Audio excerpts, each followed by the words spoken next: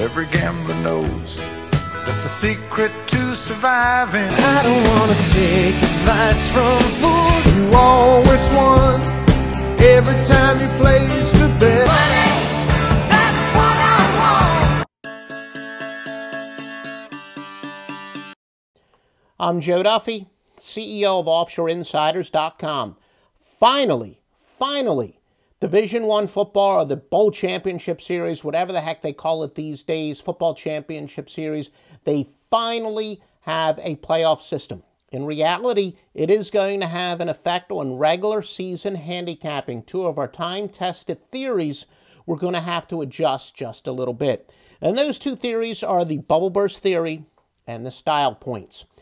Now, for those who are not yet on the Joe Duffy Money Wagon at OffshoreInsiders.com, let me just explain what they are. Now, the bubble burst theory applies in quite a few sports, and its adaptation varies a little bit. But in its purest form, in college football, where it has worked the best, is once a team is eliminated from the national championship race, and in previous years, that has always been a first loss with the SEC exception, what we do is fade them the next week, especially when that team hits the road. As you know, if you're a client of ours, we don't blindly play any angles or systems. And in previous videos, we've drawn a distinction between the two. But essentially, any of our time-tested angles and systems are weighted accordingly. They're not always applied equally each and every game. But the bubble burst theory, as I said, in college football was very effective under those parameters. Now, we did have that SEC exception because we knew that a one-loss SEC champion could actually go to the national championship game, and we've seen it. But now that you have a 14 playoff, it is 100% that a one-loss SEC champ is almost certainly going to go to the playoffs, be one of the final four teams.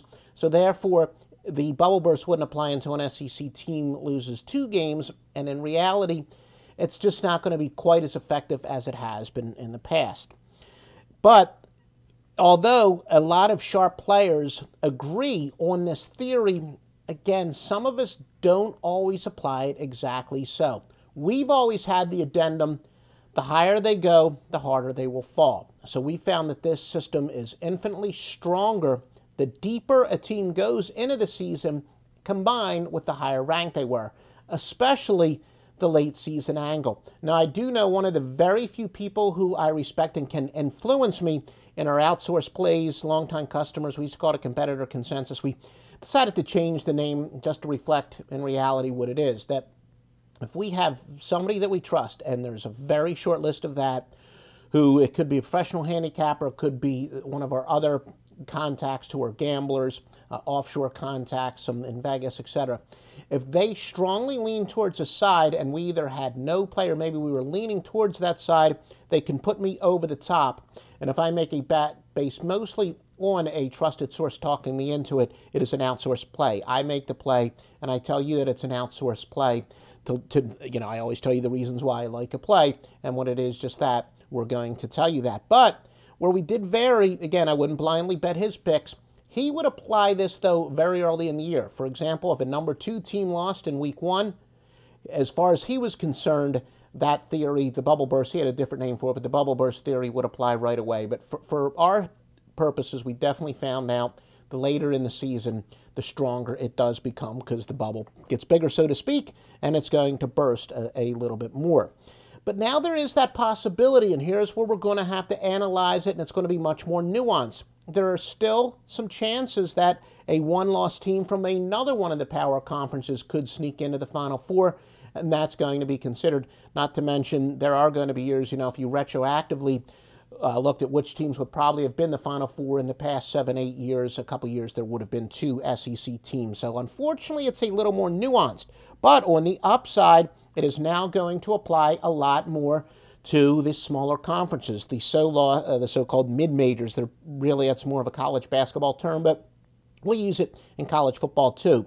So if you have like a team from the MAC, Conference USA, the Mountain West, etc., if they're 9-0 and they're a top 5, top 6 team, and once the BCS standings come out, they have a realistic chance at being that fly in the ointment, Once they lose a game, all of a sudden they become a big bubble burst. So it becomes a little more nuanced when it comes to the power conferences, but yet now it's expanded to the lower conference teams. So there's where the adjustments really need to be made. Also, the style points, one of the few cases where an angle points towards a big favorite and it actually wins year in and year out. Now, it would seem to be, almost too good to be true, or any time that an angle points towards a big favorite, you got to think twice and figure, wait a minute, is this fool's gold? But essentially, it was pretty simple. In the days where it was only a two-team BCS game, when you had a case where, maybe after the 8th or 9th week,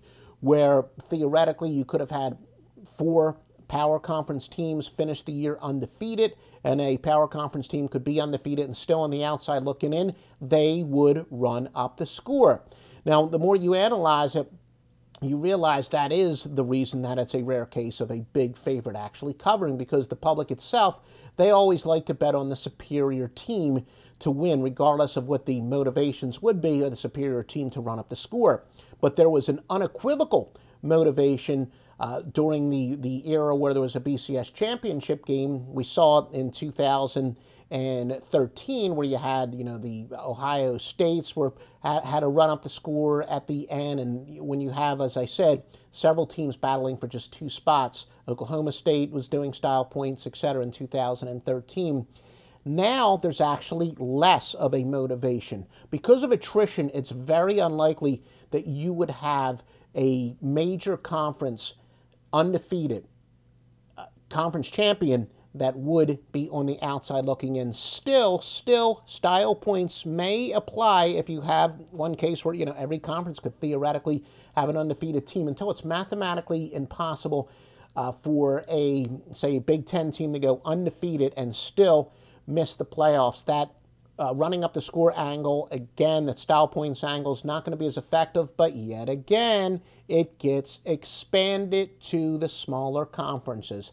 Finally, a Boise State has a realistic chance of playing for a national championship, or, one of the American Athletic Conference that it's called now, like the old Big East, etc. The smaller conference teams can now go undefeated. The Mid-American Conference, Mountain West, they can go undefeated and now be a Final Four playoff team. So they're the ones we're going to look at more for the style points than the major conference teams. But again, we use that word.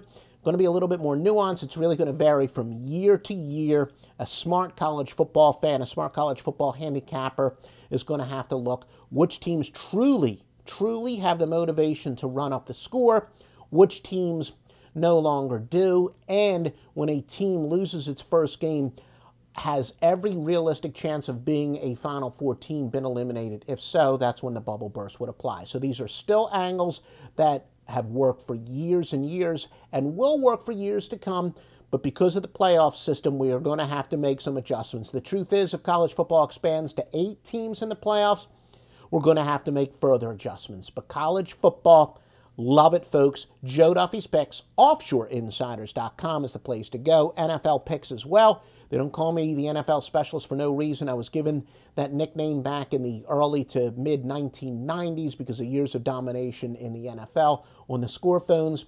I've been around. My picks have been public since 1988 on the score phone. Joe Duffy, www.offshoreinsiders.com.